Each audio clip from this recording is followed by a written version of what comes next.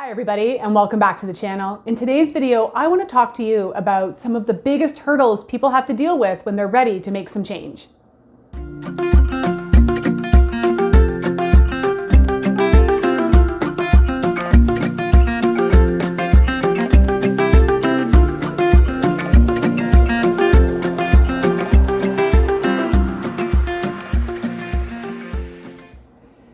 When I listen to the stories from my clients and my students about why they don't want to make big changes in their life, even if they know it's going to bring about new levels of health and vitality that they've been really craving, one of their biggest hurdles is how they're going to fit it in to their life when they're not in their own kitchen. And this is something I can really align with and really understand because it's actually something my husband and I had to deal with recently. And I really wanted to talk about this because it's one of the biggest roadblocks that people have when it comes to especially dietary changes or lifestyle changes. You know, how are we going to navigate restaurants?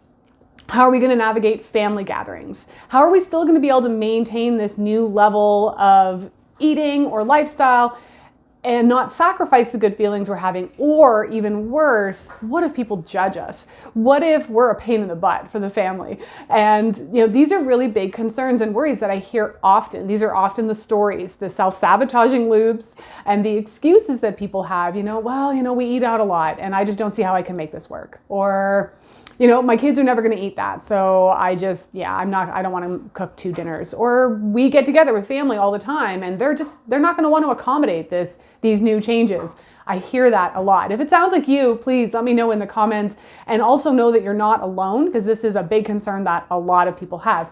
So I want to give a bit of a brief background as to why I'm talking about this right now and how my husband and I are navigating this exact thing in our lives. So about 6 weeks ago, and really, if I'm honest, it was a bit longer for me, my husband and I made some pretty big changes to the way that we eat. Some of the things that we've done include removing all added sugars and, of course, absolutely no refined sugar. I had been doing this for a few weeks prior to 6 weeks ago. We've cut out all alcohol of all kind. Not that I was much of a drinker to begin with, but, that's something that we've removed. We've also removed all dairy. We've removed all food that contain things called phytic acid. And I might film a whole separate video on phytic acid for people who are interested. Essentially, this includes all grains of any kind, including things like quinoa and rice, and all beans and legumes. So those are all out of our diet right now too. And we've also taken out all foods that are really high in oxalates, just to give our kidneys a bit of a rest. So this includes things like kale, beet greens, and especially spinach. So number one question you're probably asking is, what the heck do we eat? And I can, if there's interest in that too, I could film a separate video about that. What I want to talk to you about today is how the heck do you navigate things like restaurants and family gatherings and barbecues and all this kind of stuff while still staying true to the health goals that you have. Because I can say after 6 weeks, we're on to week 7 now of eating this way, I feel fantastic. And there's not a lot that would motivate me at this point to want to veer off this course and not feel fantastic. But I still want to be able to maybe navigate a restaurant or go to my family's, which is happening over the next 2 weeks. We're going to be getting together with family on 2 different occasions. And I want to give you some tips and tricks and things that we've learned and what to look for when you're out eating at restaurants and maybe when you're getting together with family. So another area I want to talk to you about is get-togethers with family and friends. And this one is usually a bigger roadblock for people than restaurants, because let's be honest, you're probably never going to see that server again.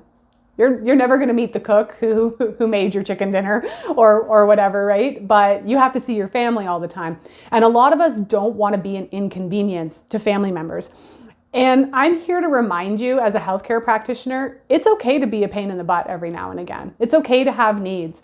And despite the fact that maybe society tells us that we have to conform, if everybody else is eating, the chicken wings and the macaroni salad, then I should too. But if it's going to make you feel sick, If it's not going to make you feel light and vibrant and healthy, then don't eat it. And I'm giving you permission here to be all right with being a pain in the butt with your family. Now, that being said, you can make two choices here. You can be a real pain in the butt and demand that they cook the way that you eat, or you can be okay with bringing your own food. And that's all right too. So when we get together with our family, we're going to find out ahead of time what the menu is. And then if we need to bring additional ingredients or sides in order to be able to complement what they're making, or perhaps entirely replace it, I'm okay with that, and so is my family. I think most of the time it's about communication, and if you're just honest with them about what you're doing and why, maybe you'll spark some curiosity in them. Maybe you'll spark some change in them, and you'll be a catalyst for them becoming more healthy and vibrant and taking their health back. Now, wouldn't that be really neat and cool? I have another gentle reminder for you, and that is to remember why you're doing this. If you're embarking on change like my husband and I are, and say you're removing things like grains and gluten from your diet, or dairy or alcohol or sugar or whatever it may be, why did you do it in the first place? There was probably an underlying motivation, something that drove you to want change. Maybe you're not sleeping well. Maybe you don't feel great. Maybe your energy levels suck. Maybe you just got a diagnosis that you're hoping can shift and change for you. Remember your why, because if you can go back to that place and remember the motivation behind the decision, allow that to fuel you and allow that to give you what you need to ask that server whether they're using seed oils, to check out that menu beforehand to see if there's food you can eat, to remember to pack those additional sides to bring to your family's gatherings and not worry about what they say or what they think, because you're taking back your health. You want to live a more balanced, grounded, and vibrant lifestyle. And you're ready to make change. Just because you are, they might not be, that's fine. But if you remember your why, it'll make navigating these situations a lot easier. And last but not least, I'm also going to give you permission to be okay with making a mistake every now and again, with slipping up. Maybe you just couldn't resist that brownie. I know there are times where maybe I won't be able to either.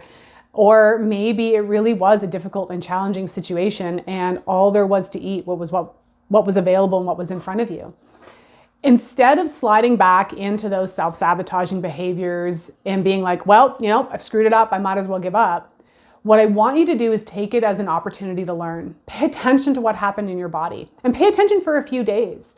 Did brain fog come back? Did you start getting headaches? Were your joints achy? A lot of people always think that food equates digestive symptoms, but that's not always the case.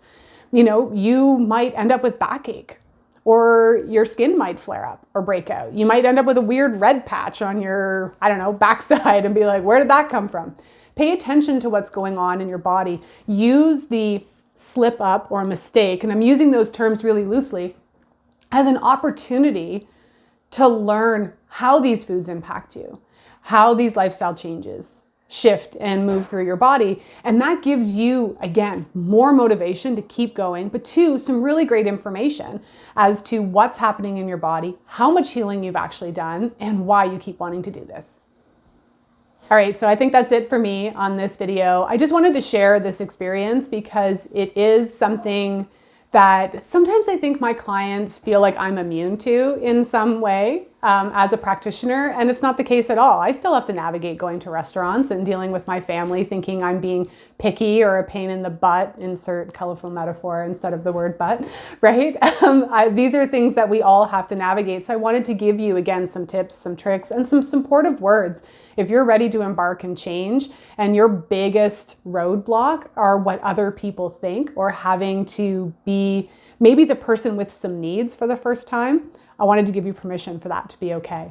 Now, if you're interested in learning more about things like phytic acid or doing elimination diets, drop those in the comments so I can gear the content towards you. I love talking about this stuff. If you're really interested in making some shifts and changes, I really encourage you to check out my monthly membership platform, because this is what we do. We learn how to heal and how to navigate difficult situations and how to use herbs to support our body to bring in wellness, vibrancy, and well-being into everybody's lives.